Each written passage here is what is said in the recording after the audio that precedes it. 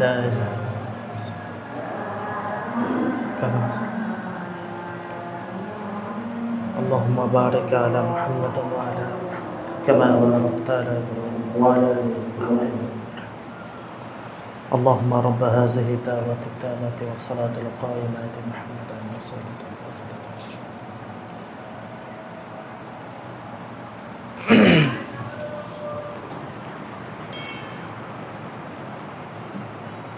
إن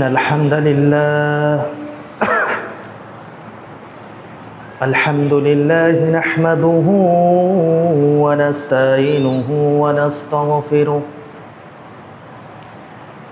ونعوذ بالله من شرور أنفسنا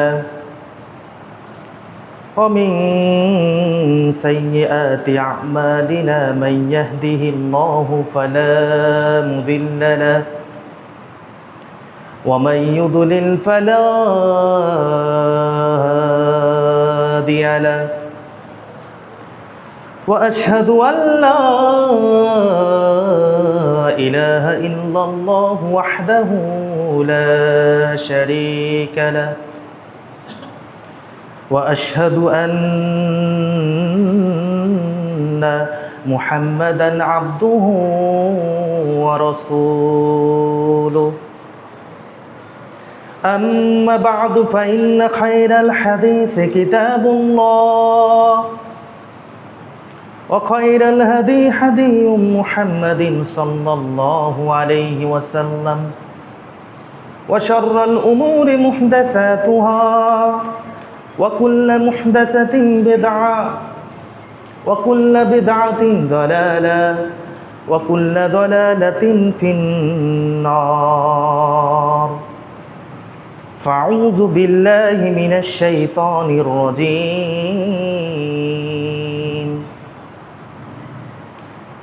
يا أيها الذين آمنوا كتب عليكم الصيام كما كتب على الذين من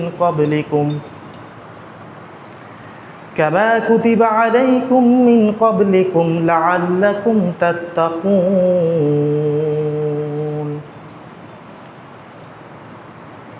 وقال النبي صلى الله عليه وسلم في حديث بسنده صحيح عن أبي هريرة قال قال رسول الله صلى الله عليه وسلم رب صائم ليس له من صيامه إلا الجوع ورب قائم ليس له من صيامه إلا السهر. رواه ابن মাজাহ বাব মা জা ফিল গীবাতি ওয়ার রাফসি লিস-সাইম। যাবতীয় প্রশংসা সেই মহান রব্বুল আলামিনের জন্য, যে মহান রব্বুল আলামিন আমাদেরকে অসংখ্য অগণিত মানুষের মধ্য থেকে অল্প সংখ্যক গুটি সংখ্যক মুসলিমকে অত্র মসজিদে এসে কোরআন এবং সহিহ হাদিস থেকে কিছু কথা বলা এবং শোনার তৌফিক দান করেছেন। সেই মহান রব্বুল আলামিনের দরবারে শত কোটি শুকরিয়া আদায় করছি। সকলে আমার সাথে বলুন আলহামদুলিল্লাহ। দরুদ পেশ করছি মহানবী সাল্লাল্লাহু আলাইহি সাল্লামের ওপর।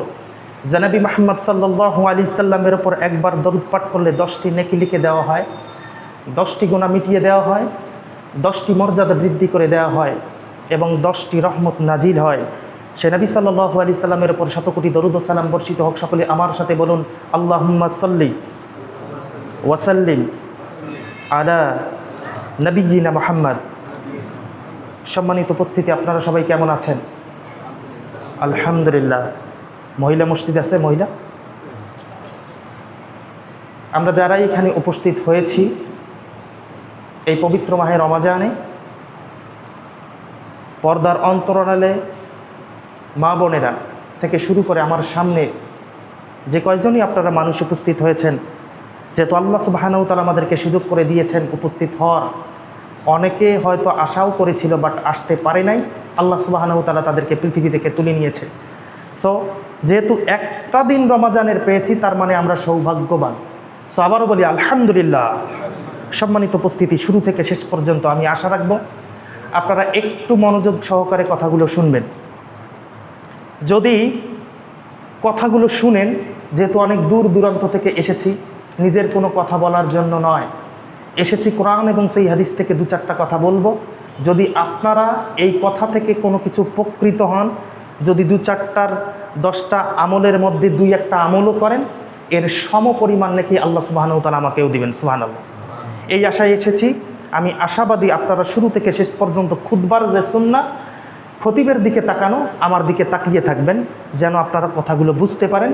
কারণ আমি ক্লাসের মতো হয়তো কাউকে জিজ্ঞেসও করতে পারি যে আমি হাদিসটা কি বললাম বা কি বুঝেছেন। অতএব একটু মনোযোগী হন।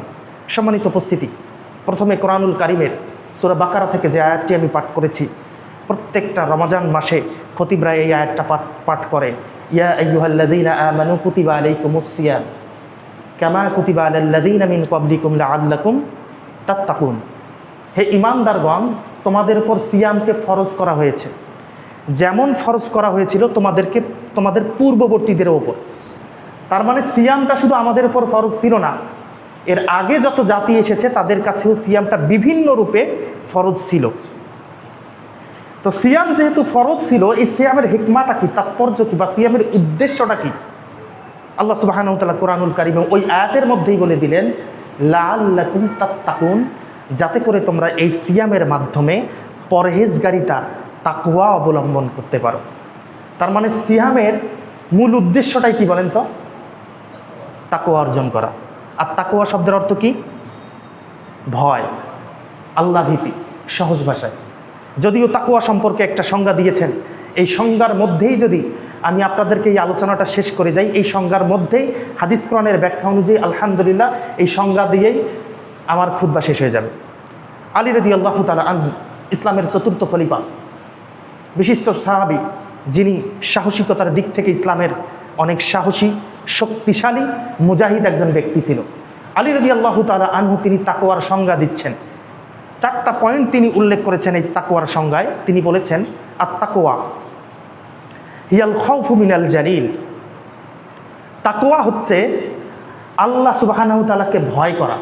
এখানে যদি আমি একটু বৃদ্ধি করে দেই, আলানিয়াতে ওয়া সিররা, প্রকাশ্য এবং অপ্রকাশ্য প্রত্যেকটা মুহূর্তে কাকে ভয় করতে হবে?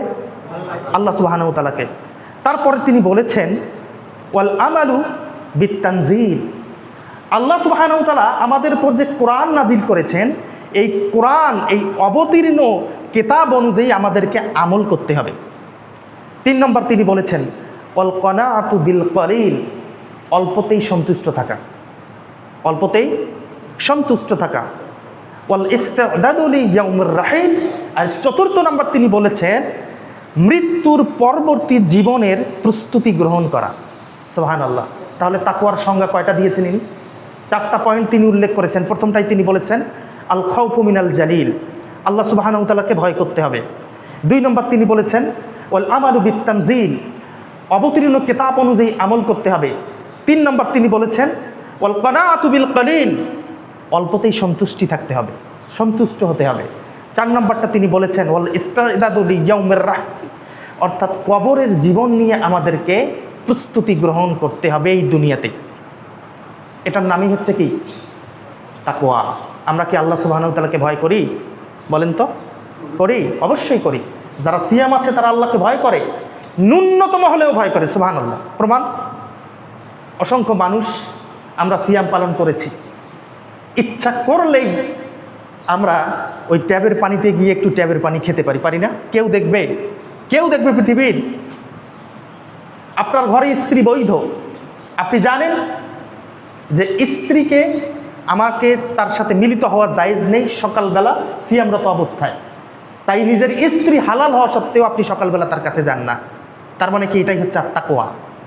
অসংখ্য মানুষ আছে যারা কিনা সরকারি চাকরি করে, বিভিন্ন জায়গায় আছে, বিভিন্ন মন্ত্রণালয়ে আছে, তারা হয়তো অনেকেই চিন্তা করতেছে, 2-1 জন থাকতে পারে, যদিও অনেক মানুষ আছে ঈদের সময় আরও তাদের ঘুষ বেড়ে যায়, কারণ জানে তার স্ত্রীকে কি লক্ষ টাকার গহনা দিতে হবে, তার মানে ঈদের বাজার এমনিতেই সে গরম করে।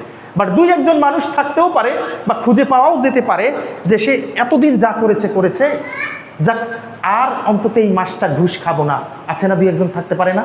এটাই তাকওয়া। অসংখ্য মানুষ আছে যারা কিনা 11 মাস নামাজ পড়ে নাই, 11 মাস জীবনে কোনো দিন নফল সিয়াম রাখে নাই, এখন চিন্তা করেছে যেহেতু কালকে থেকে রমাজান, চাই। এখনও হয়তো অনেক মানুষ আছে আজকে এই বক্তব্য শোনার পর বা অসংখ্য মসজিদে খতিবরা বক্তব্য দিবে, তার অন্তরে যখন নূরের আলো পৌঁছে যাবে তখন হয়তো চিন্তা করবে যা হয়েছে হয়েছে, এই যে আজকে থেকেই আল্লাহ সুবহানাহু ওয়া তাআলার 5 ওয়াক্ত নামাজ আদায় করব, এটাই হচ্ছে তাকওয়া। তা তাকওয়ার সংজ্ঞা অনেক আমি ভাবে দিতে পারি, এ কথা বলতে গেলে আমার খুতবাই শেষ হয়ে যাবে, আমি আমার বিষয়ে যেতে পারবো না। তাহলে সত্য করে বলেন তো তাকওয়াটা হচ্ছে কি? একটা পয়েন্টেই, সেটা হচ্ছে গোপনে হোক প্রকাশ্যে হোক আল্লাহ সুবহানাহু ওয়া তাআলাকে কি করতে হবে? ভয় করে চলতে হবে। যদি এই ভয়টা থাকে ভাই, পৃথিবীর সমস্ত নেয়ামত আপনি পেয়ে গেছেন এবং আপনার ভেতরে ঈমান আছে, এবং এই তাকওয়াটুকুই আপনাকে জান্নাত পর্যন্ত পৌঁছাই দিবে। সামনে আমি আমার কোরআনের এবং হাদিস থেকে কিছু তথ্যবহুল কথা তুলে ধরার চেষ্টা করব, একটু মনোযোগী হন। দেখেন, এজন্য সিয়ামটা কি শুধু পানাহার, খাবার দাবার, স্ত্রী সম্ভোগ থেকে দূরে থাকার নাম? এটার নামে কি সিয়াম? অসংখ্য মানুষ তার সিয়াম নষ্ট করে ফেলে কথার মধ্য দিয়ে, কাজের মধ্য দিয়ে, আছে না? দেখেন, এজন্য সিয়ামের সংজ্ঞায় বলা হয়েছে আসিয়ামু লাইসা ইমসাকান আনি তাআমি ওয়াশ শারাবি ফাকাত। সিয়ামের নাম বা রোজা রাখার নাম এটাই নয় যে শুধু পানাহার এবং খাদ্য থেকে দূরে থাকা। তাহলে সিয়ামের উদ্দেশ্য কি? বাল হুয়া ইমসাকুন আনিজ যুনুবি ওয়াল মাআসি, বরং সিয়ামের অর্থই হচ্ছে হুয়া ইমসাকুন আনিজ যুনুবি ওয়াল মাআসি, যত অবাধ্যতা আছে, অশ্লীলতা আছে, পাপাচার আছে, এগুলো থেকে দূরে থাকার নামই হচ্ছে সিয়াম।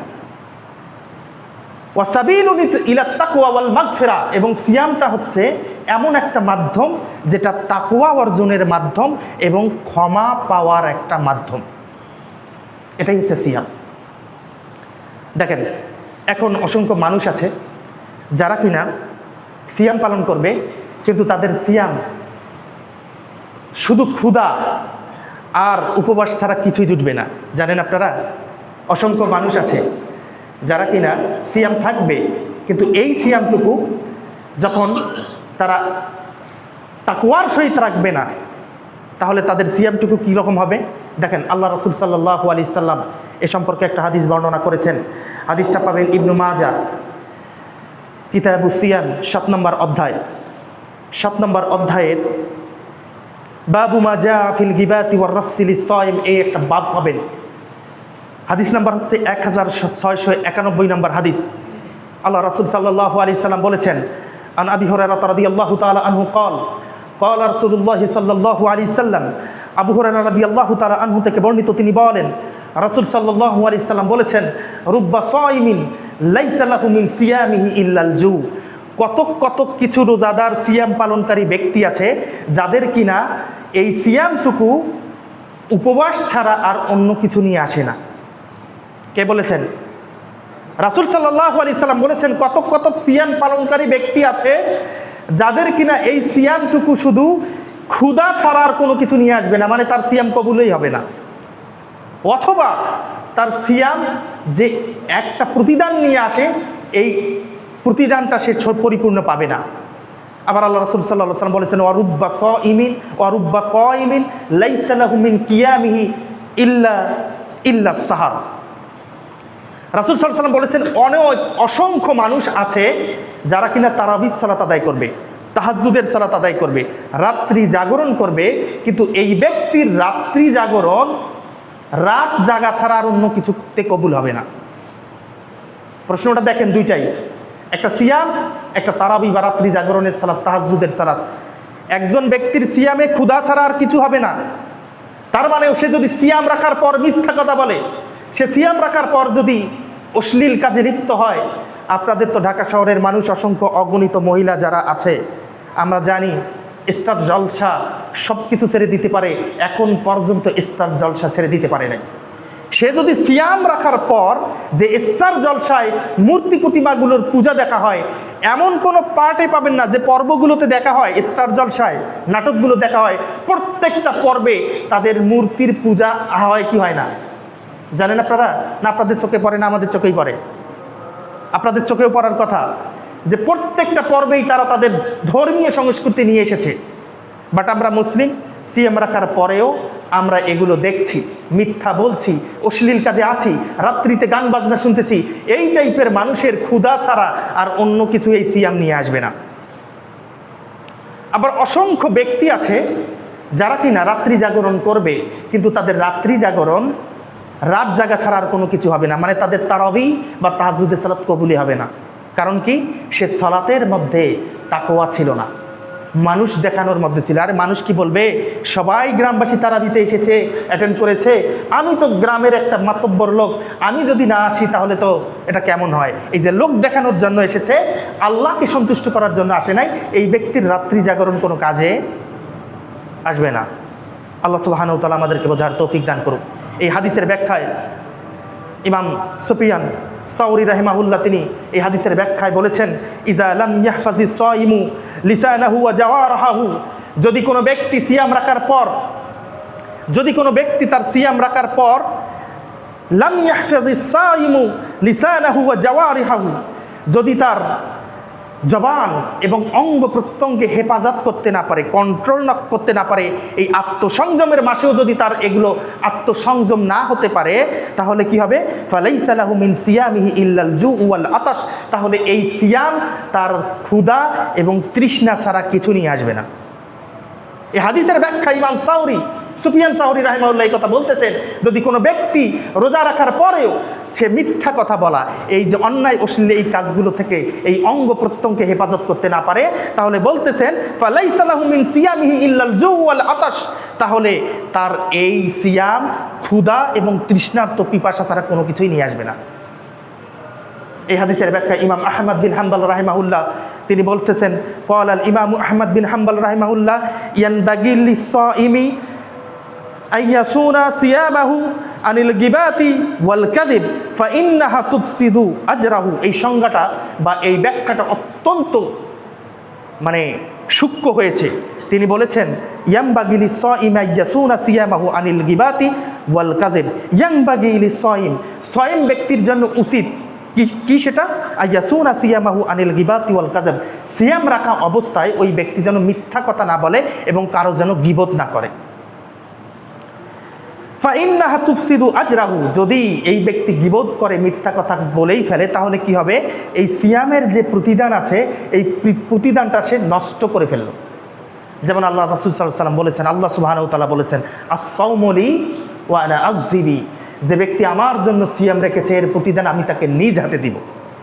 তার মানে যদি কোনো ব্যক্তি আল্লাহর সন্তুষ্টিতে এই মিথ্যা কথাগুলো বলা, সিয়াম রাখা অবস্থায় যদি এগুলো পরিত্যাগ করতে না পারে, ওই যে আল্লাহ তাকে বলেছেন আমি নিজ হাতে তাকে প্রতিদান দিব, আল্লাহ তাকে প্রতিদান নাও দিতে পারেন। রায়্যান নামে দরজা দিয়ে কোন ব্যক্তিরা জান্নাতে প্রবেশ করবে? সিয়াম পালনকারী। হতে পারে যদি ওই ব্যক্তি রোজা থাকার পর এই মিথ্যা অশ্লীল কাজ করতে না পারে, মানে ছেড়ে দিতে না পারে, তাহলে ওই সিয়াম তাকে রায়্যান নামক দরজা দিয়ে প্রবেশ করাতে পারবে না। আল্লাহ সুবহানাহু ওয়া তাআলা আমাদেরকে বোঝার তৌফিক দান করুক। এতক্ষণ আপনাদের সিয়াম সংক্রান্ত একটু কথা বললাম। আরেকটা দেখেন, হাদিসটা পাবেন একই ইবনু মাজাহ, পরের হাদিসেই 1692 নম্বর হাদিস, 1692 নম্বর হাদিস। আল্লাহ রাসূল সাল্লাল্লাহু আলাইহি সাল্লাম বলেছেন, আন আবি হুরায়রা ক্বাল ক্বালা রাসূলুল্লাহ সাল্লাল্লাহু আলাইহি সাল্লাম, আবু হুরায়রা রাদিয়াল্লাহু তাআলা আনহু থেকে বর্ণিত, তিনি বলেন, ইযা কানা ইয়াউমু সাওমি আহাদিকুম ফালা ইয়ারফুস ওয়ালা ইয়াজহাল, যখন কোনো ব্যক্তি সিয়াম পালন করবে, রোজা থাকবে, তখন ওই ব্যক্তি যেন ফালা ইয়ারফুস ওয়ালা ইয়াজহাল, অশ্লীল বাক্য এবং মূর্খতা এগুলো যেন প্রকাশ না করে। ওয়াইন জাহিলা আলাইহি আহাদুন ফালিয়াকুল ইন্নী ইমরুউন সাইমুন, কেউ যদি তার উপর ওই সায়েম ব্যক্তি অর্থাৎ রোজাদার ব্যক্তির উপর কেউ যদি জাহালাত করে, মূর্খতা করে, অর্থাৎ যদি ওই রোজাদার ব্যক্তিকে গালি দেয়, তাহলে ওই সিয়াম পালনকারী ব্যক্তি বলবে ইন্নী ইমরুউন সাইমুন, ভাই গালি দিয়েছো তুমি চলে যাও, আমি সিয়াম পালন করতেছি, আমি তোমাকে গালি দিব না। তার মানে পরিস্থিতি যতটাই যেভাবেই হোক না কেন, আমাদেরকে কোনোভাবেই সিয়াম রেখে মিথ্যা কথা বলা, অশ্লীলতা, জাহালাত, মূর্খতা এগুলো প্রকাশ করা যাবেই না। আল্লাহ সুবহানাহু ওয়া তাআলা আমাদেরকে বোঝার তৌফিক দান করুক। এখন যে আপনারা রমজান মাস পেয়েছেন, এই রমজান মাস পেয়ে খুশি না বেজার? সবাই বলেন খুশি। তাহলে আবারও বলেন আলহামদুলিল্লাহ। আমি আশাবাদী আপনাদের এই হাদিসটা শোনার পর, মা বোনের আপনারা জয়জনী উপস্থিত হয়েছেন, একটু মনোযোগী হন। আমি আশাবাদী আজকে থেকে যদি এই হাদিসটা আপনার অন্তরে আপনি ঢুকে নেন, আমি কনফার্ম বলতে দিতে পারি ইনশাআল্লাহ, আশা রাখা যায় যদি আপনি এটা আমলে নেন, এই রমাজান যে কয়দিন আছে আপনার আজকে থেকে যে কয়টা সিয়াম হয়ে গেল, সামনের যে কয়টা সিয়াম আছে আপনার সিয়ামের পরিবর্তন ঘটাবে ইনশাআল্লাহ। মনোযোগী হন, হাদিসটা দেখেন, হাদিসটা পাবেন রমজানের মাসের ফজিলত সংক্রান্ত। যদিও কয়েক জায়গায় আমি হাদিসটা বলেছি, অত্যন্ত প্রিয় আমার একটা হাদিস। আল্লাহ সুবহানাহু ওয়া তাআলা আমাদেরকে এই জ্ঞান প্রচার এবং প্রসারের কাজে আল্লাহ সুবহানাহু ওয়া তাআলা আমাদেরকে সুযোগ করে দিয়েছেন, এগুলো মানে পাওয়ার, এগুলো আল্লাহই ব্যবস্থা করেছেন। হাদিসটা পাবেন, দেখেন ইবনে মাজাহ কিতাবুর রুইয়া, কিতাবুত তাবিরির রুইয়া, স্বপ্ন ব্যাখ্যা সংক্রান্ত একটা অধ্যায় পাবেন। বাবু তাবিরির রুইয়া, স্বপ্নের ব্যাখ্যা সংক্রান্ত একটি অনুচ্ছেদ পাবেন, বাব পাবেন। এই হাদিসের 3925 নম্বর হাদিসে আল্লাহ রাসূল সাল্লাল্লাহু আলাইহি সাল্লাম দেখেন কি বলতেছেন। আন তলহা ইবনে উবাইদিল্লাহ, তলহা ইবনে উবাইদিল্লাহ রাদিয়াল্লাহু তাআলা আনহু থেকে বর্ণিত, আন্না রাজুলাইনি মিন বালিগিন কদিমা আলা রাসূলিল্লাহি সাল্লাল্লাহু আলাইহি সাল্লাম। দেখেন একটু মনোযোগী হন। তলহা ইবনে উবাইদুল্লাহ রাদিয়াল্লাহু তাআলা আনহু থেকে বর্ণিত, তিনি বলেন একদা রাসূল সাল্লাল্লাহু আলাইহি সাল্লামের কাছে দুজন ব্যক্তি আসলো দূর দূরান্ত থেকে। কয়জন ব্যক্তি? দুজন ব্যক্তি দূর দূরান্ত থেকে আসলো। ওয়া কানা ইসলামুহুমা জামিয়া, তাদের দুজনের ইসলাম ছিল খুবই কঠোর, শক্তিশালী মুসলিম, মানে পাকাপুক্ত ইমানদার মুসলিম দুজনই ছিল। তার মধ্যে ছিল ফাকানা আহাদুহুমা আশাদ্দা ইস্তিহাদান মিনাল আখার, ওই দুজন ব্যক্তির মধ্যে একজন ছিল খুবই শক্তিশালী মুজাহিদ। একজন কি ছিল? মুজাহিদ। ফাগাজাল মুস্তাহিদু মিনহুমা ফাস্তুশহিদা, তা যখন ওই শহীদ, ওই মানে শক্তিশালী মুজাহিদ ব্যক্তি যুদ্ধের সময় আসলো, যুদ্ধের ময়দানে গেল, ওই যুদ্ধের ময়দানে গিয়ে ফাস্তুশহিদা, ওই ব্যক্তি শহীদ হয়ে গেল। সুবহানাল্লাহ বলবো না? শহীদ হয়ে গেল। দেখেন সুম্মা মাকাসাল আখারু বাদাহু সানাতান, আর একজন যে ব্যক্তি ছিল ওই ব্যক্তি 1 বছর পর মারা গেল। কয় বছর পর? তার মানে দুজন ব্যক্তির মধ্যে একজন মুজাহিদ ছিল, সে যুদ্ধের মাঠে গিয়ে শহীদ হয়ে গেল, আর একজন ব্যক্তি ওই ব্যক্তির 1 বছর পর মারা গেল। সুম্মা তুওয়াফি, মানে 1 বছর পর মারা গেল। ক্বালা তলহাতু ফারাআইতু ফিল মানামি বাইনা আনা ইনদা বাবিল জান্নাহ, তলহা ইবনে উবাইদুল্লাহ রাদিয়াল্লাহু তাআলা আনহু বলতেছেন যে আমি দেখতেছি, স্বপ্নের মধ্যে দেখতেছি আমি জান্নাতের দরজার মাঝখানে আমি দাঁড়িয়ে আছি। সেখান থেকে জান্নাতের দরজা থেকে একজন ব্যক্তি, একজন ফেরেশতা এসে বলল, যে ব্যক্তি ওই 1 বছর পর মারা গিয়েছে তাকে এসে ফেরেশতা বলল তুমি জান্নাতে প্রবেশ করো। আবার একজন বের হয়ে এসে ওই যে ব্যক্তি যুদ্ধে গিয়ে শহীদ হলো ওই ব্যক্তিকে এসে বলতেছে তুমি এখন জান্নাতে প্রবেশ করো। আর তলহা ইবনে উবাইদুল্লাহকে এসে বলতেছে তুমি ফিরে যাও, কারণ তুমি স্বপ্নের মধ্যেই, তিনি তো স্বপ্ন দেখতেছেন, তার মানে তিনি বেঁচে আছেন, তুমি ফিরে যাও কারণ তোমার পালা এখন নয়, তুমি পৃথিবীতে বেঁচে আছো। এরকম যখন স্বপ্ন দেখলেন তলহা ইবনে উবাইদুল্লাহ আশ্চর্য হয়ে গেলেন। আশ্চর্য হয়ে যখন গেলেন তখন এই কথাটা তিনি মেনেই নিতে পারছেন না। আর কী ব্যাপার? প্রত্যেকটা সাহাবীর কানে কানে এই কথা পৌঁছে দিলেন। আর কী ব্যাপার? একজন মুজাহিদ শহীদ হয়ে গেল, এই ব্যক্তিকে আগে জান্নাতে না গিয়ে যে ব্যক্তি 1 বছর পর মারা গেল এই ব্যক্তিকে জান্নাতে প্রবেশ করানো হলো কেন? এরকম বলতে বলতে সাহাবীদের কানে পৌঁছাতে পৌঁছাতে এই ঘটনা একদম রাসূল সাল্লাল্লাহু আলাইহি সাল্লামের কাছে পৌঁছে গেল। পৌঁছানোর পর যখন গেল তখন রাসূল সাল্লাল্লাহু আলাইহি সাল্লাম বলতেছেন মিনাইজিতাই তাযাবু, আচ্ছা তোমরা কেন আশ্চর্য হচ্ছ? তোমরা এই ঘটনা শোনার পর কেন আশ্চর্য হচ্ছ? তখন তলহা ইবনে উবাইদুল্লাহ এই ঘটনা বললেন রাসূল সাল্লাল্লাহু আলাইহি ওয়াসাল্লামকে, আল্লাহ রাসূল, একজন ব্যক্তি শহীদ হয়েছে আগে যুদ্ধের মাঠে গিয়ে, শহীদ ব্যক্তি তো আগে জান্নাতে যাবে, সে ব্যক্তি জান্নাতে না গিয়ে আমি স্বপ্নে দেখলাম যে ব্যক্তি 1 বছর পর মারা গিয়েছে ওই ব্যক্তিকেই জান্নাতে প্রবেশ করানো হলো, অথচ পরবর্তীতে এসে যে ব্যক্তি শহীদ হয়েছে তাকে জান্নাতে প্রবেশ করানো হলো, এটা কেমন করে হতে পারে? তখন আল্লাহ রাসূল সাল্লাল্লাহু আলাইহি সাল্লাম বললেন, শোনো, আলাইসা কদ মাকাসা বাদাহু সানাতান, আচ্ছা ওই ব্যক্তি কি 1 বছর পর মারা যায় নাই? ক্বালু বালা, তখন তারা বলল, সাহাবারা বলল জি হ্যাঁ ওই ব্যক্তি তো 1 বছর পর মারা গিয়েছে। তখন তিনি বলতেছে ক্বালা আদরাকা রমাদানা ফাসামাহু ওয়া সাল্লা কাযা ওয়া কাযা মিন সাজদাতিন ফিস সানাতি, আচ্ছা বলো তো ওই ব্যক্তি যে 1 বছর পেয়েছে, 1 বছরে কয়টা রমজান পাওয়া যায়? সবাই বলেন কয়টা? 1 বছরে কি সে রমজান মাস পায়নি? সবাই বললো হ্যাঁ রমজান মাস তো পেয়েছে। আচ্ছা ওই রমজান মাসে কি সে সিয়ামগুলো রাখেনি? সিয়ামগুলো তো রেখেছে। আচ্ছা কাজা ওয়া কাজা মিন সাজদাতিন ফিস সানাতি, ওই বছরে কি সে 5 ওয়াক্ত নামাজ আদায় করেনি, নফল নামাজ আদায় করেনি, তারাবির সালাত আদায় করেনি, এইগুলো কি সে করেনি? তখন কলু বালা, সাহাবারা সমস্বরে বলল যে হে আল্লাহ রাসূল, হ্যাঁ তারা তো, সে ব্যক্তি তো সিয়ামও রেখেছে এবং এই নামাজগুলোও আদায় করেছে। তখন আল্লাহ রাসূল সাল্লাল্লাহু আলাইহি সাল্লাম বলেছেন, এই পয়েন্টটা মনে রাখুন, কলা রাসূলুল্লাহ সাল্লাল্লাহু আলাইহি সাল্লাম, রাসূল সাল্লাল্লাহু আলাইহি সাল্লাম বলেছেন, ফামা বাইনাহুমা আবআদু মিম্মা বাইনাস সামাই ওয়াল আরদ। হে সাহাবারা শুনে রাখো, এই ব্যক্তির উপমা কেমন জানো, এই আসমান এবং জমিনের মধ্যে যতটা দূরত্ব আছে, ওই ব্যক্তি আর ওই ব্যক্তির সম্মানের তুলনায়, ওই মর্যাদার তুলনায় এতটা ব্যবধান রাখে। সুবহানাল্লাহ বলবো না? চিন্তা করেছেন কিসের কারণে? কিসের কারণে? রমাজানের কারণে। একজন শহীদ ব্যক্তির আগেও যদি জান্নাতে যেতে পারে, তাহলে একজন ব্যক্তি যেতে পারে যে পরিপূর্ণ সিয়ামা পালন করলো রমাজান মাসে এবং এই সালাতগুলো কায়েম করলো। চিন্তা করেছেন আল্লাহ সুবহানাহু ওয়া তাআলা আমাদেরকে কতটা নিয়ামত দান করেছেন, কতটা নিয়ামত দান করেছেন। এই নিয়ামত কতটা দান করেছেন, যদি মৃত মানুষ একবার আল্লাহ সুবহানাহু ওয়া তাআলার উঠে আসার সুযোগ করে দিতেন, তাহলে হয়তো বোঝাতে পারতাম, তার আগে বোঝানো সম্ভব না। এই রমাজান মাসটা কতটুকু নিয়ামত। একজন ব্যক্তি শহীদ হয়ে গেল, জান্নাতে যাওয়ার যদি শর্টকাট কোনো রাস্তা থেকে থাকে, সেটা হচ্ছে শহীদ হওয়া। যুদ্ধের মাঠে গিয়েছে, এমনও কিছু কিছু সাহাবী আছে যারা কিনা নামাজ পড়তে পারে নাই, সিয়াম সাদাকা এগুলোকে বেশি করতে পারে নাই, মুসলিম হয়েছে, এসে বলতেছে আল্লাহ রাসূল ইসলাম গ্রহণ করলাম, ইসলাম গ্রহণ করার পরেই কোনো যুদ্ধের ডাক এসেছে, যুদ্ধে গিয়েছে, শহীদ হয়েছে, ওই ব্যক্তি জান্নাতে প্রবেশ করেছে। তারপরেও ওই শহীদ ব্যক্তিকে আগে জান্নাতে না দিয়ে 1 বছর পর যে ব্যক্তি মারা গিয়েছে, যে রমজান পেয়েছে, এই ব্যক্তিকেই জান্নাতে প্রবেশ করানো হলো। তাহলে আমাদের সুযোগ আছে কি নাই? আল্লাহ সুবহানাহু ওয়া তাআলা এই সুযোগকে কাজে লাগার তৌফিক দান করুক। সকলেই বলি আল্লাহুম্মা আমিন। এখন একটা প্রশ্ন আপনাদেরকে বলি, আপনারা বলেন তো, এই রমাজান মাসটা যে সম্মানিত হয়েছে, এই সম্মানিত হওয়ার কারণটা কি? সুবহানাল্লাহ। আল্লাহ সুবহানাহু ওয়া তাআলা আপনাদের জ্ঞানকে বারাকা দান করুক। সকলেই বলি আমিন।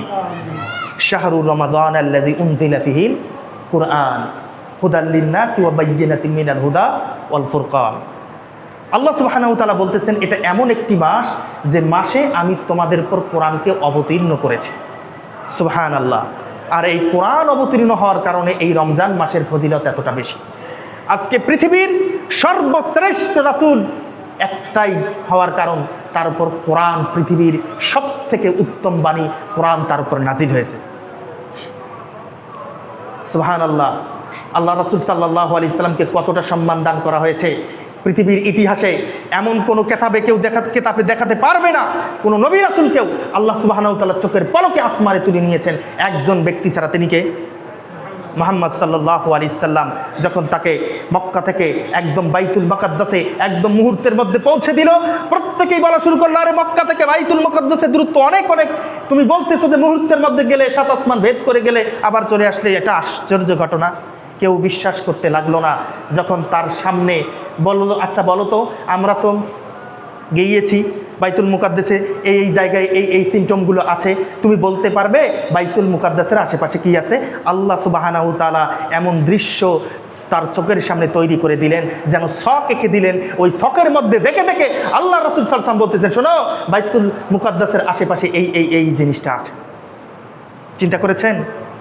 চিন্তা করেছেন কোন নবীর উম্মত আপনি?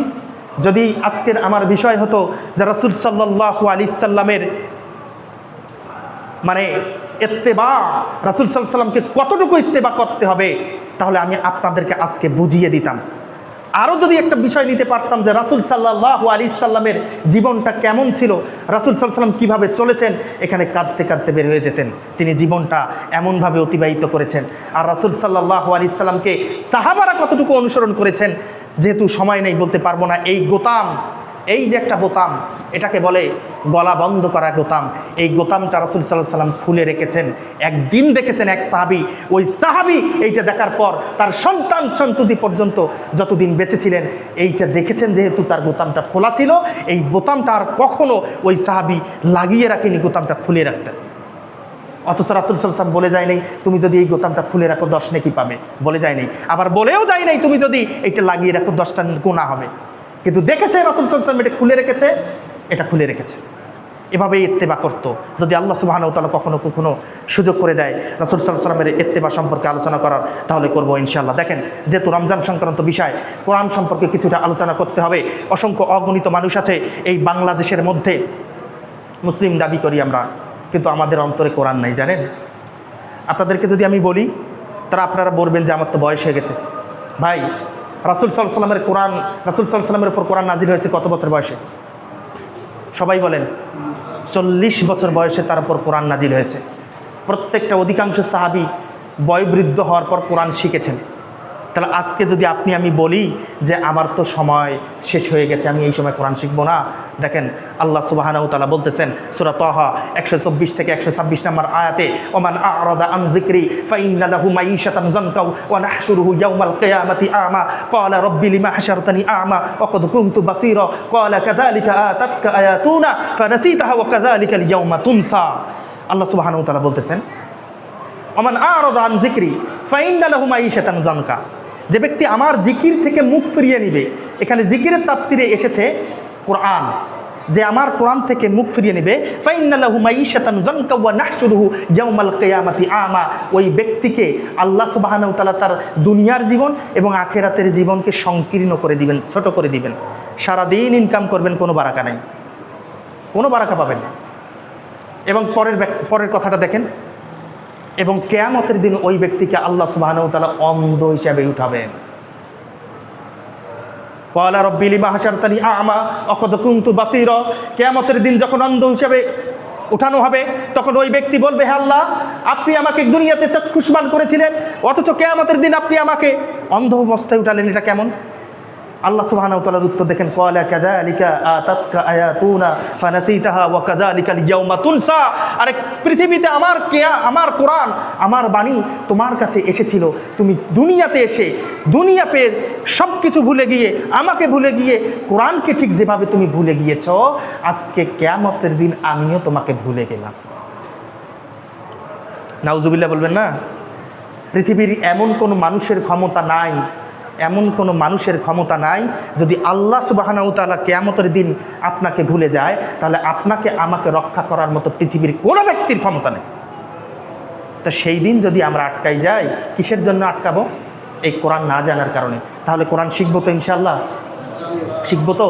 দেখেন আল্লাহ সুবহানাহু ওয়া তাআলা বলতেছেন কোরআন শিক্ষা ও অনুধাবন সম্পর্কে। দেখেন আল্লাহ সুবহানাহু ওয়া তাআলা বলতেছেন সূরা সাদ 38 নম্বর সূরা 29 নম্বর আয়াতে আল্লাহ সুবহানাহু ওয়া তাআলা বলতেছেন, কিতাবুন আনজালনাহু ইলাইকা মুবারাকুন লিয়াদাব্বারু আয়াতিহি ওয়া লিয়াতাযাক্কারা উলুল আলবাব। আল্লাহ সুবহানাহু ওয়া তাআলা বলতেছেন, কিতাবুন আনজালনাহু ইলাইকা মুবারাকুন, আমি তোমার উপর এমন একটা বরকতময় কিতাব নাজিল করেছি, লিয়াদাব্বারু আয়াতিহি, যেন তোমরা এই আয়াত, এই কোরআন নিয়ে, কোরআনের আয়াতগুলো নিয়ে, নিদর্শন নিয়ে তোমরা গভীর চিন্তা করো।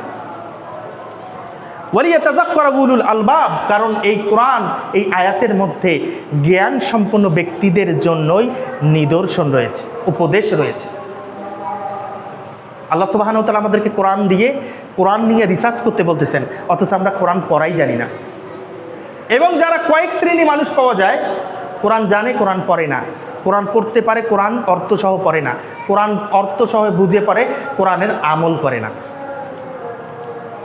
দেখেন এই আয়াতের ব্যাখ্যায় রাওহু ইবনে হাতিম তিনি বর্ণনা করেছেন, তিনি বলেছেন, ক্বাল আল হাসান আল বাসরি রাহিমাহুল্লাহ, এই আয়াতের ব্যাখ্যায় হাসান আল বাসরি রাহিমাহুল্লাহ তিনি বলেছেন, ওয়াল্লাহি, আল্লাহর কসম করে বলতেছি, ওয়াল্লাহি, আল্লাহর কসম করে বলতেছি, মা তাদাব্বারুহু বিহিফজি হুরুফিহি ওয়া ইজাআতি হুদুদিহি, কোরআন জানা মানে, কোরআন নিয়ে চিন্তা করা মানে শুধু এটাই নয় যে এই হরফগুলো মুখস্থ করা, এর হুদুদগুলো বিনষ্ট করা, এগুলো নয়। হাত্তা আহাদুহুম লিয়াকুলু করাতুল কুরআন কুল্লু, এমনকি ব্যক্তি বলেই ফেলবে, আরে আমি তো কোরআনের সব কিছুই পড়েছি, আমি তো কোরআনের সব কিছুই পড়েছি, মা ইয়ারালাহুল কুরআনু ফি খুলুকিন ওয়ালা আমালিন। কিন্তু হাসান আল বাসরি রাহিমাহুল্লাহ বলতেছেন, ওই ব্যক্তি কোরআন পড়েছে ঠিকই, কিন্তু ওই ব্যক্তির চরিত্রে এবং আমলে কোরআনের কোনো চিহ্ন নাই। তার মানে কোরআন পড়লেই হবে না, কোরআন আমাদেরকে জানতেও হবে, কোরআন আমাদেরকে জানতেও হবে। যদি কোরআন আমরা না জানি যাই, তাহলে আখেরাতে আমাদেরকে কী হিসাবে উঠাবে বলেন তো? কী হিসাবে? অন্ধ হিসাবে। আল্লাহ সুবহানাহু ওয়া তাআলা আমাদেরকে বোঝার তৌফিক দান করুক। দেখেন, এজন্য কোরআন না বোঝার কারণেই দেখেন ইরাকের শাসক হাজ্জান বিন ইউসুফ, তিনি জন্মগ্রহণ করেছেন 40 হিজরিতে, মৃত্যুবরণ করেছেন 95 হিজরিতে। তিনি প্রতি রাতে সিকি পরিমাণ কোরআন পড়তেন, প্রতি রাতে সিকি পরিমাণ, মানে তিনি 2-3-4 দিনের মধ্যেই কোরআনটাকে কি পড়ে ফেলতেন। তো এবং তার উদ্যোগেই কোরআনে প্রথম নুক্তা দেওয়া হয়, হরকত দেওয়া হয়, এত কোরআন পড়তেন। কিন্তু দেখবেন যে ইতিহাসে তিনি এতটাই অত্যাচারী মানুষ ছিল যে ওই ব্যক্তি আলেমদের উপর সব থেকে বেশি নির্যাতন করত, অথচ ওই ব্যক্তি কোরআন পড়ত।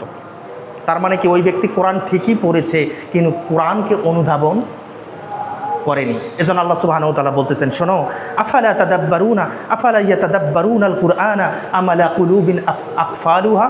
আল্লাহ সুবহানাহু ওয়া তাআলা সূরা মুহাম্মদ 47 নম্বর সূরা 24 নম্বর আয়াতে বলতেছেন, শোনো, আফালা ইয়াতাদাব্বারুনাল কুরআন, তোমরা কি কোরআন নিয়ে চিন্তা ভাবনা করবে না?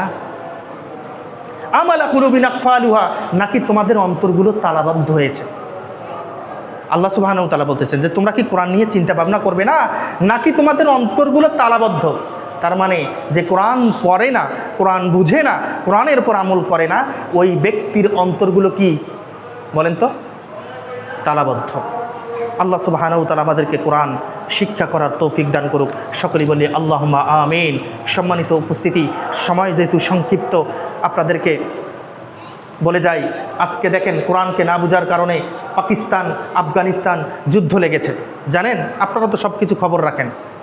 আফগানিস্তান আর পাকিস্তান, গতকালকে আফগানিস্তান আক্রমণ করেছে পাকিস্তানের উপর, পাকিস্তান আজকে যুদ্ধের ঘোষণা দিয়েছে, অথচ দুজনেই মুসলিম কান্ট্রি। ফায়দা নিচ্ছে কে? নেতানিয়াহু, মুদি দোকানদার দিচ্ছে না, কসাই মুদি, দুজনে কি পার্টনারশিপ দেখেছেন ইদানিং ভিডিওতে?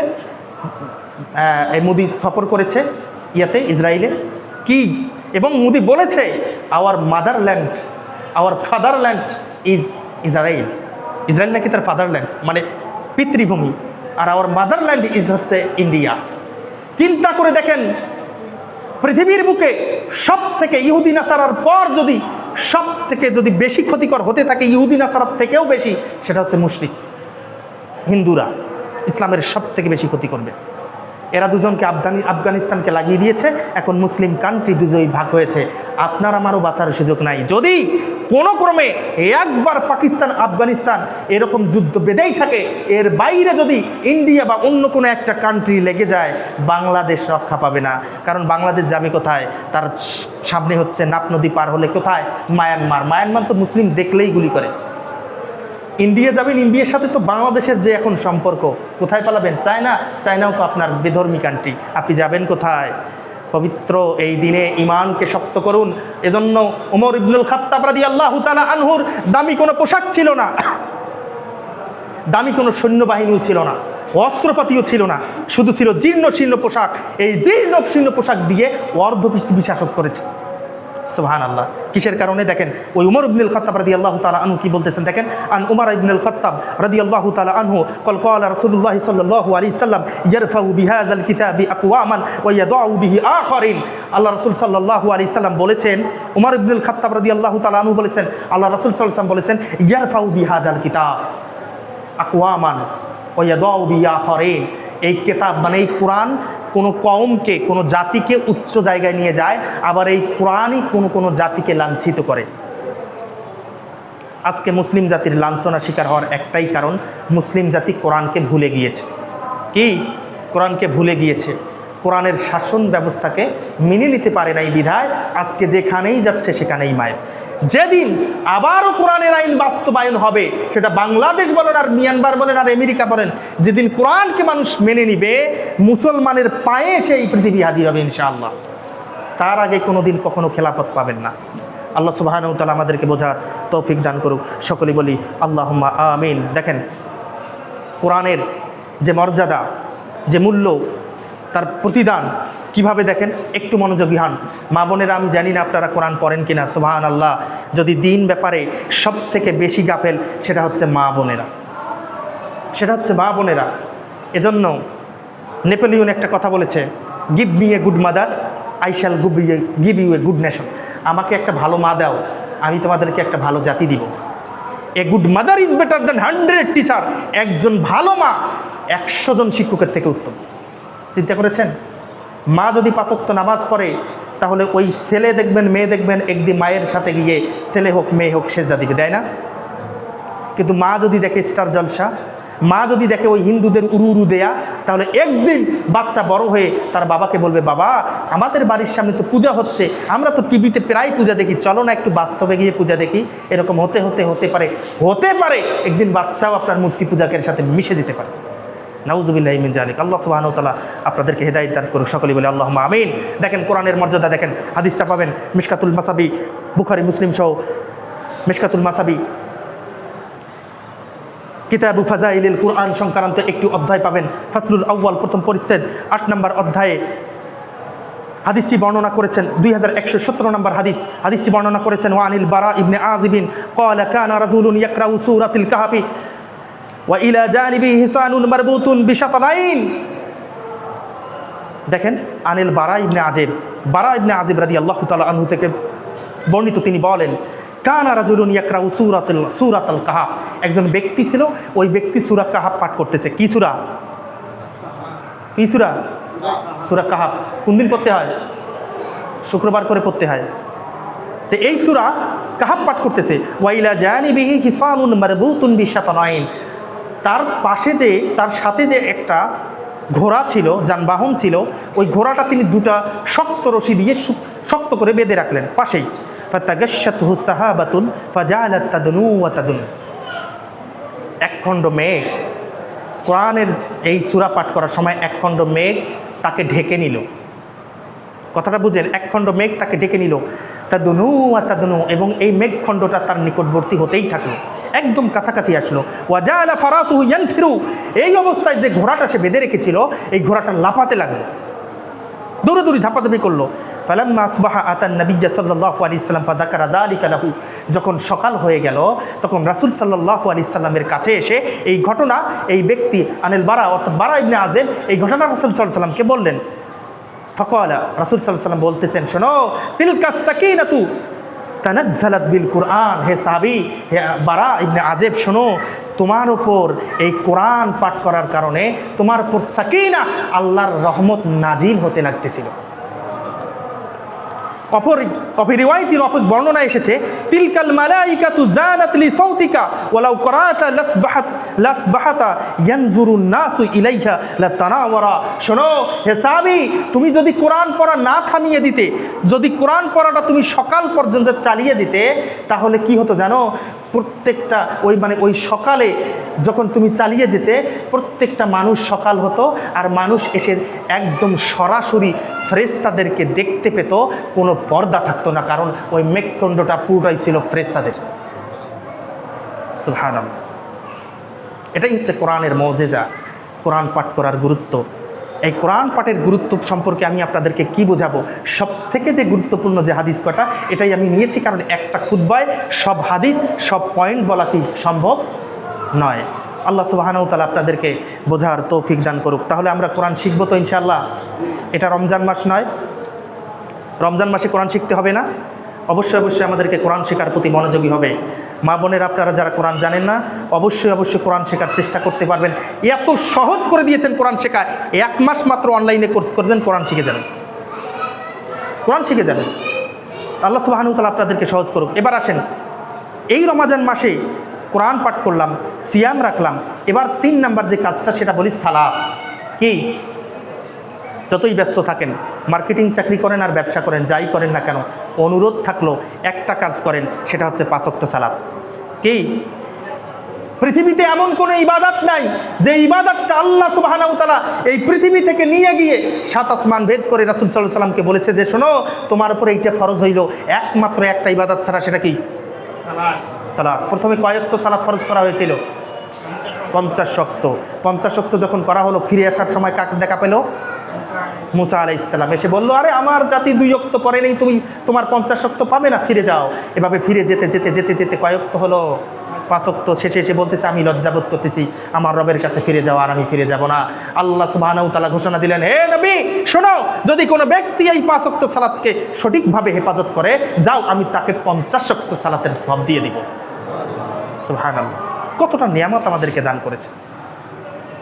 আশ্চর্য হই, কিছু কিছু মানে আল্লাহ সুবহানাহু ওয়া তাআলা সহজ করে দিয়েছেন। ভাত খেলাম আমি, খানা পিনা খেলাম আমি দোয়া পড়তেছি আলহামদুলিল্লাহি আতামানি হাযা তাআম ওয়া রাযাকানি মিন গায়রি হাওলি।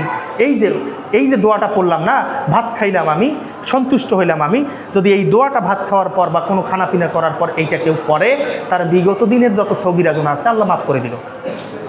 চিন্তা করেছেন মুমিনকে আল্লাহ সুবহানাহু ওয়া তাআলা কত ভালোবাসে। ভাত খেলো সে, খাবার খেলো সে, তৃপ্তি হলো সে, পরিতৃপ্ত হলো সে, ক্ষুধা মিটলো তার, সে একটা শুধু দোয়া পড়লো, অথচ ওই দোয়াটুকু পড়ার কারণে আল্লাহ সুবহানাহু ওয়া তাআলা তার জীবনের যত সগীরা গুনাহ আছে মাফ করে দিল। এটা হচ্ছে আল্লাহ সুবহানাহু ওয়া তাআলা মুমিনদেরকে, মুসলিমদেরকে ভালোবাসা, আধ্যাত্মিক বেনিফিট। আল্লাহ সুবহানাহু ওয়া তাআলা আমাদেরকে বোঝার তৌফিক দান করুক। দেখেন 5 ওয়াক্ত সালাত আমাদেরকে যেভাবেই হোক 5 ওয়াক্ত সালাত আদায় করতে হবে। তার প্রমাণ দেখেন আল্লাহ রাসূল সাল্লাল্লাহু আলাইহি ওয়াসাল্লাম কী বলতেছেন, হাদিসটা পাবেন সহিহ আত-তারগিব ওয়াত-তারহিব, যেখানে সবগুলো হাদিস সহিহ হাদিস নিয়ে আসা হয়েছে।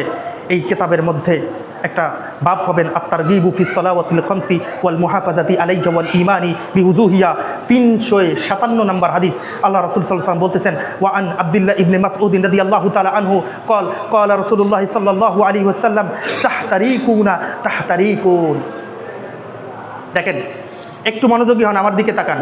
আল্লাহ রাসূল সাল্লাল্লাহু আলাইহি ওয়াসাল্লাম বলতেছেন, দেখেন, ওয়া আন আব্দুল্লাহ ইবনে মাসউদ রাদিয়াল্লাহু তাআলা আনহু, আব্দুল্লাহ ইবনে মাসউদ রাদিয়াল্লাহু তাআলা আনহু থেকে বর্ণিত, তিনি বলেন রাসূল সাল্লাল্লাহু আলাইহি ওয়াসাল্লাম বলেছেন, তাহতারিকুন, তোমরা পাপ করার মাধ্যমে ধ্বংসের দিকে নিজেকে ঠেলেই দিচ্ছ। যাও, পাপ তো করতেছো। আবার শুনেন, তাহতারিকুন, তোমরা পাপ করতে করতে নিজেদেরকে পাপ করতে করতে ধ্বংসের দিকে ঠেলে দিচ্ছ। যাক, পাপ করেছো তো করেছো, এবার আসো, যখন তুমি রাত্রিতে ঘুমিয়েছ, অশ্লীল ন্যাংটা মেয়েদের অশ্লীল ছবি গান দিকে রাত্রিতে ঘুমিয়ে পড়েছ, সিরিয়াল দেখেছো, টিভি দেখেছো, মিথ্যা কথা বলেছো, জঘন্যতম কাজ করে ঘুমিয়ে পড়েছো, যা করেছো, আসো, ফাইজা সাল্লাইতুমুল ফাজরা, যখনই মুয়াজ্জিন বলেছে হাইয়া আলাস সালাহ হাইয়া আলাল ফালাহ আস-সালাতু খায়রুম মিনান নাওম, ঘুম থেকে নামাজ উত্তম, এবার আসো, ফাইজা সাল্লাইতুমুল ফাজরা গসালাতহা, যদি তুমি এই ঘুম থেকে উঠে সুন্দরভাবে উজু করে এই ফজরের সালাত অ্যাটেন্ড করো, তাহলে গসালাতহা, আল্লাহ সুবহানাহু ওয়া তাআলা ওই রাত থেকে ফজর পর্যন্ত যত গুনাহ করেছো সমস্ত গুনাহ ধুয়ে মুছে সাফ করে দিল। কথা বুঝেন নাই? তাহলে সুবহানাল্লাহ এত সময় লাগে কেন? রাত্রিতে ঘুমিয়েছেন, যত পাপ করে ঘুমিয়েছেন, এখন পাপ করার পর আপনার মনে হয়েছে আরে পাপ তো করে ফেললাম, এবার আসি তো নামাজ পড়ি। তার রাসূল সাল্লাল্লাহু আলাইহি ওয়াসাল্লাম বলতেছেন, ফাইজা সাল্লাইতুমুল ফাজরা গসালাতহা, যখন ওই ব্যক্তি ফজরের পর থেকে, বাচ্চাগুলোকে একটু থামাই দেন তো, যেহেতু ফজরের সময় সেই ব্যক্তি অ্যাটেন্ড করেছে, গসালাতহা, গাসলুন শব্দ থেকে এই শব্দটা এসেছে, তার মানে আল্লাহ রাসূল সাল্লাল্লাহু আলাইহি ওয়াসাল্লাম বলতেছেন এই ফজর থেকে, মানে রাত থেকে ফজর পর্যন্ত যত গুনাহ তুমি করেছো সমস্ত গুনাহ আল্লাহ সুবহানাহু ওয়া তাআলা গোসল করিয়ে দিয়েছেন, মানে ধুয়ে মুছে সাফ করে দিয়েছেন। সুবহানাল্লাহ। এবার দেখেন, এখন তো ফজর আদায় করলেন, এখন ফজর থেকে জোহর পর্যন্ত একটা মধ্যবর্তী সময় আছে না? আবারও রাসূল সাল্লাল্লাহু আলাইহি ওয়াসাল্লাম বলতেছেন, সুম্মা তাহতারিকুন, এবার আবার এসে তুমি ফজর থেকে জোহর পর্যন্ত পাপ করে ফেলেছো, অতঃপর আবার তোমরা পাপের দিকে, ধ্বংসের দিকে ঠেলে যাচ্ছ। যাক, যা হইছে এবার করো। ফাইজা সাল্লাইতুমুজ যুহরা গসালাতহা, এখন যদি তুমি সালাত এই জোহরের সময় এসে এই জোহরের সালাত আদায় করো, ফজর থেকে মধ্যবর্তী জোহর সময় পর্যন্ত যত পাপ করেছো আল্লাহ সুবহানাহু ওয়া তাআলা এই পাপগুলোকে ধুয়ে মুছে সাফ করে দিল। আবার আল্লাহ রাসূল সাল্লাল্লাহু আলাইহি ওয়াসাল্লাম বলতেছেন, সুম্মা তাহতারিকুন, আবারও তুমি পাপ করতেছো, একদম জোহর থেকে আসর পর্যন্ত আবারও বিশাল পাপ করে ফেলেছো। ফাইজা সাল্লাইতুমুল আসরা, যখন তুমি আসরের সালাতে এসে অ্যাটেন্ড করলে, গসালাতহা, আল্লাহ সুবহানাহু ওয়া তাআলা জোহর থেকে আসর পর্যন্ত যত গুনাহ হয়েছে সমস্ত গুনাহ ধুয়ে মুছে সাফ করে দিল। সুম্মা তাহতারিকুন, আবারও তুমি পাপ করেছো আসর থেকে মাগরিব পর্যন্ত। ফাইজা সাল্লাইতুমুল মাগরিবা, এবার এসে যখন তুমি মাগরিবের সালাত আদায় করলে আসর পর্যন্ত, এখন মাগরিব পর্যন্ত যত গুনাহ করেছো, গসালাতহা, আল্লাহ সুবহানাহু ওয়া তাআলা তোমার এই মধ্যবর্তী গুনাহগুলোকে ধুয়ে মুছে সাফ করে দিলেন। সুম্মা তাহতারিকুন, আবার তুমি পাপের দিকে ঢেলে দিচ্ছ। মাগরিব থেকে এসা পর্যন্ত তুমি আবারও পাপ করেছো। এখন তোমার মনে হয়েছে যে না, এবার আমার ইশার সালাত ডাক হয়েছে, আমি ইশার সালাতে গিয়ে অ্যাটেন্ড করেছি, ইশার সালাতে এসে অ্যাটেন্ড করেছো। ফাইজা সাল্লাইতুমুল ইশা গসালাতহা, আল্লাহ সুবহানাহু ওয়া তাআলা মাগরিব থেকে এসা পর্যন্ত যত গুনাহ করেছো সমস্ত গুনাহ খাতাগুলোকে আল্লাহ সুবহানাহু ওয়া তাআলা সাফ করে দিয়ে দেন, ধুয়ে মুছে সাফ করে দিন। তারপর আল্লাহ রাসূল সাল্লাল্লাহু আলাইহি ওয়াসাল্লাম বলতেছেন, শোনো, সুম্মা তানামুনা ফালা ইউকতাবু আলাইকুম হাত্তা তাস্তাইকিযু, তুমি এরকমভাবে ঘুম পর্যন্ত, যতক্ষণ ঘুম পর্যন্ত থাকো, যতক্ষণ তুমি জাগ্রত হয় নাই, তোমার পক্ষ থেকে একটা গুনাহও তোমার জন্য লেখা হবে না। যতক্ষণ তুমি জাগ্রত হও নাই এবং পাপ করো নাই, ততক্ষণ পর্যন্ত তোমার গুনাহ লেখা হবে না। তাহলে প্রিয় মুসলিম জনতা, মা এবং বোনেরা, আপনারা তো উপস্থিত হয়েছেন, আপনার এই হাদিস থেকে কি শিক্ষা পেলেন? যদি আমরা রাত্রিতে পাপ করে ঘুমাই, এই পাপ করার পর যদি আমরা ফজরের সালাতে আদায় করি, তাহলে আমাদের রাত থেকে ফজর পর্যন্ত সমস্ত গুনাহ কি ক্ষমা করে দেওয়া হবে। ফজর থেকে জোহর, জোহর থেকে আসর, আসর থেকে মাগরিব, এই মধ্যবর্তী সময়গুলো যত পাপ করব, যদি এই পাই টু পাই সালাতগুলো আমরা আদায় করি, তাহলে মধ্যবর্তী সময়ে যত পাপ হয়ে দেবে ক্ষমা করে দিবেন কে? আল্লাহ সুবহানাহু ওয়া তাআলা আমাদেরকে এই কাজগুলো সহজ করুক। সকলেই বলি আল্লাহুম্মা আমিন। সম্মানিত উপস্থিতি, এই আরেকটা ছোট্ট হাদিস, এই হাদিসটুকু আমাদের মাইন্ড সেট আপকে পরিবর্তন করে দিবে। আপনি মেনে নেন ইনশাআল্লাহ, একটু মাথায় রাখেন মা বোনেরা, দেখেন যদি এই হাদিসটুকু আপনি একটু মাথায় নেন, আপনার আজকের যে সালাত, আজকে থেকে এই জোহর পর্যন্ত, এই জোহর থেকে যতদিন আপনি এই হাদিসটা অন্তরে রাখবেন, আপনার সালাতের পরিবর্তন ঘটবে ইনশাআল্লাহ। দেখেন হাদিসটা পাবেন সহিহ তারগিব ওয়াত তারহিব 362 নম্বর হাদিস। আল্লাহ রাসূল সাল্লাল্লাহু আলাইহি সাল্লাম বলতেছেন, ওয়া আন সালমান আল ফারসি রাদিয়াল্লাহু তাআলা আনহু قال قال رسول الله صلى الله عليه وسلم ان المسلم يصلي وخطاياه مرفوعه على راسه।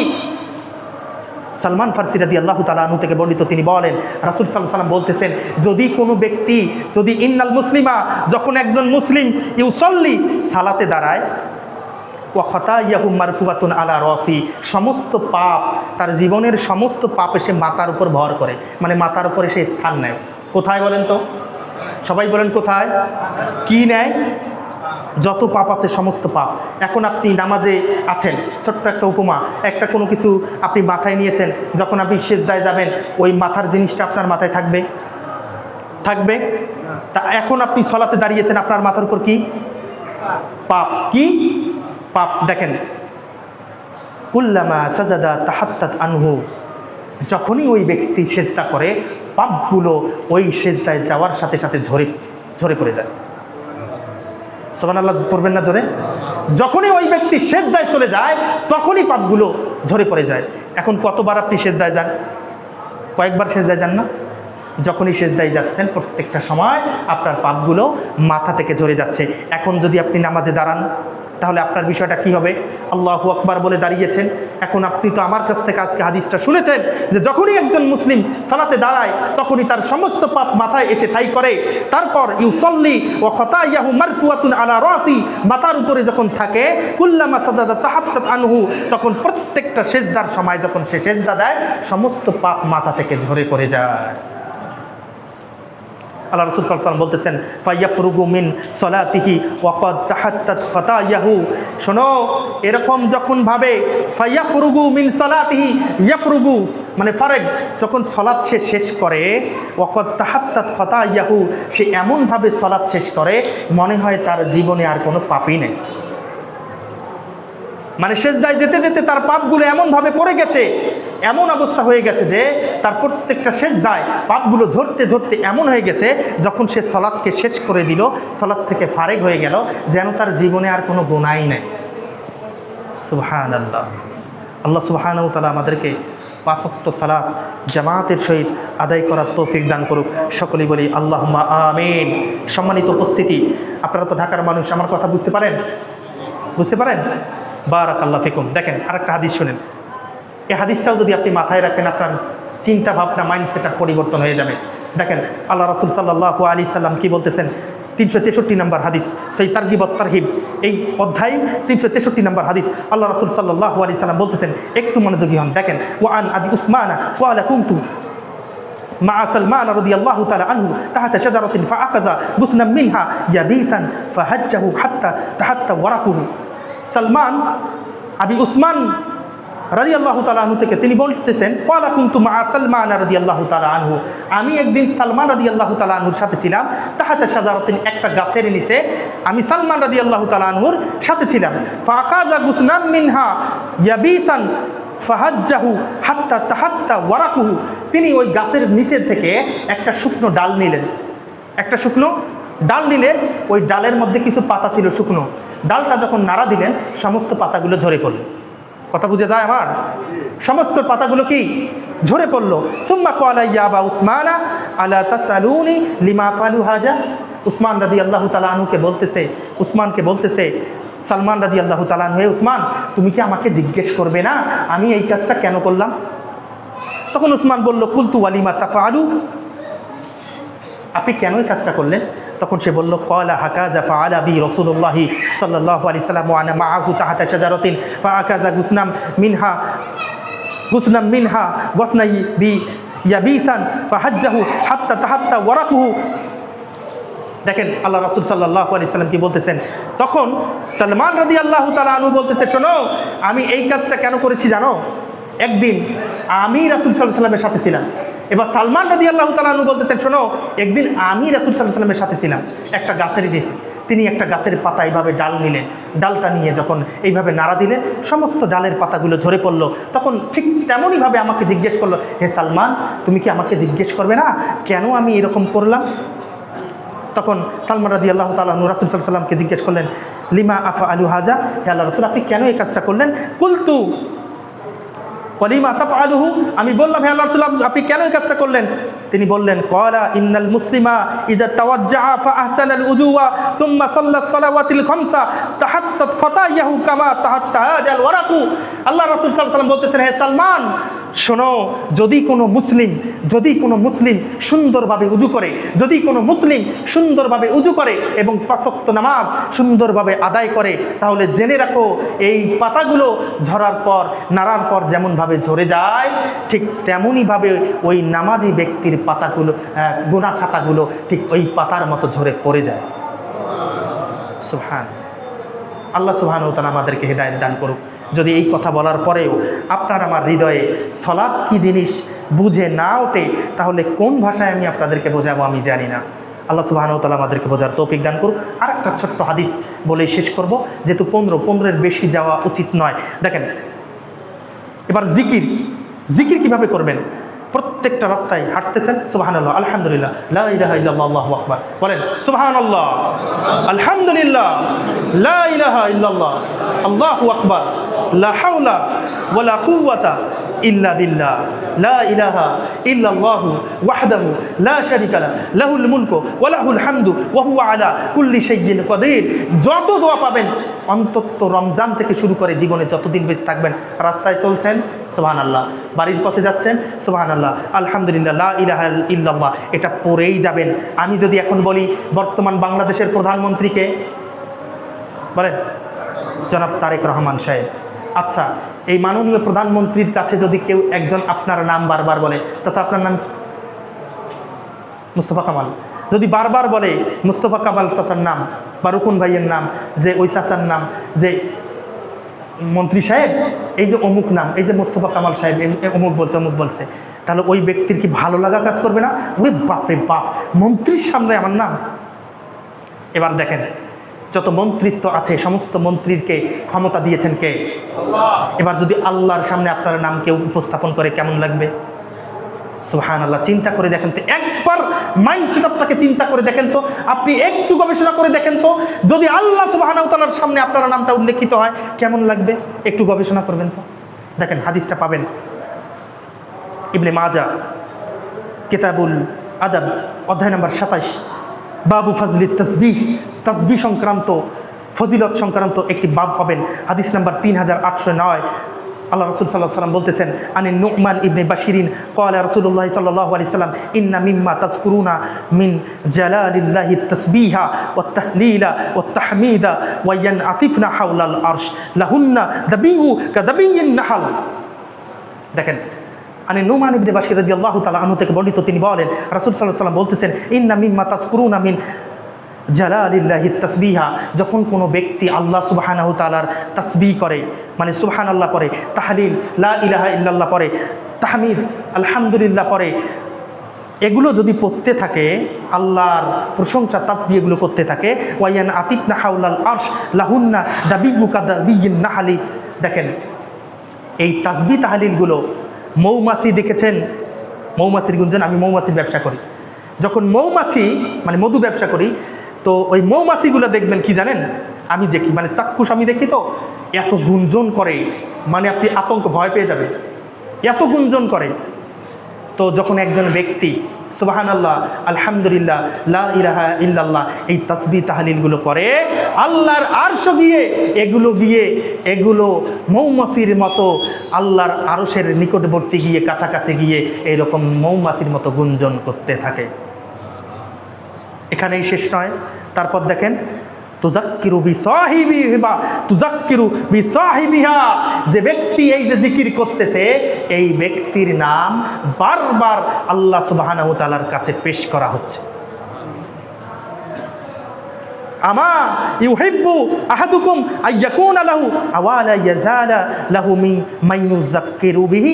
আচ্ছা, আল্লাহ রাসূল সাল্লাল্লাহু আলাইহি ওয়াসাল্লাম বলতেছেন, তোমাদের মধ্যে কি কেউ পছন্দ করে না, তোমরা কি চাও না যে তোমাদের জন্য কেউ একজন উল্লেখকারী থাকুক আল্লাহর কাছে?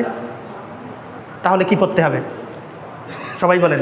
যদি আমার নাম মোহাম্মদ নাজমুল ইসলাম, আমি যদি চাই যে আমার নামটা আল্লাহর কাছে কেউ বারবার পেশ করুক, যদি রোকন ভাই চায় যে রোকন ভাইয়ের নামটা আমার কাছে সব সময় বেশি এখানে পেশ করুক, তাহলে বলেন তো কি করতে হবে?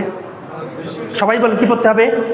সুবহানাল্লাহ আলহামদুলিল্লাহ লা ইলাহা ইল্লাল্লাহ এই তাসবিহ তাহলিলগুলো যদি আমরা পাঠ করি, তাহলে ঠিক আমাদেরও নামগুলো আল্লাহ সুবহানাহু ওয়া তাআলার কাছে বারবার পেশ করা হবে।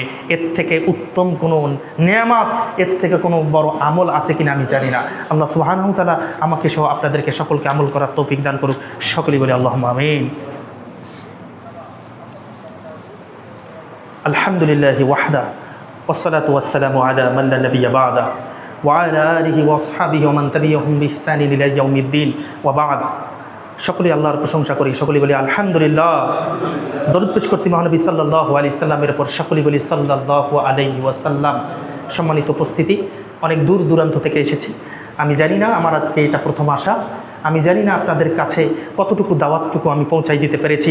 যদি যতটুকু বলেছি, মা বোনেরা থেকে শুরু করে প্রত্যেকেই আপনারা আমল করার চেষ্টা করবেন ইনশাআল্লাহ। আল্লাহ সুবহানাহু ওয়া তাআলা আমাকেও আমল করার তৌফিক দান করুক। শুকরিয়া জ্ঞাপন করছি সেই মহান রব্বুল আলামিনের জন্য, যিনি আমাকে আজকে এখানে আসার তৌফিক দান করেছেন। আলহামদুলিল্লাহ, কৃতজ্ঞতা স্বীকার করছি আমার অত্যন্ত প্রিয় মাহমুদ বিন কাসিম ভাই, যার মাধ্যমে আমার এখানে আসা। কৃতজ্ঞতা স্বীকার করছি রোকন ভাই, যারা আমাদেরকে এখানে আমাকে সুযোগ করে দিয়েছেন আসার জন্য। মাহমুদ বিন কাসিম ভাই এই মসজিদের জন্য অনেক কিছু করেছে শুরু থেকে, আমরা অনলাইনে দেখেছি। অত্যন্ত বিনয়ী, খুবই ভালো লাগার একটা আমার মানুষ। আল্লাহ সুবহানাহু ওয়া তাআলা তার ইলমে বারাকা দান করুক, তার সাথে একটা ভালো সম্পর্ক। এখন পর্যন্ত তার সাথে আমার দেখা নাই। আমাদের দিনের সম্পর্ক যদি ঠিক থাকে, তাহলে দেখা সাক্ষাৎ হোক আর না হোক, দেখা জান্নাতেও হতে পারে ইনশাআল্লাহ। আল্লাহ সুবহানাহু ওয়া তাআলা আমাদেরকে হেদায়েতের উপর অবিচল রাখুন। সকলেই বলি আল্লাহুম্মা আমিন।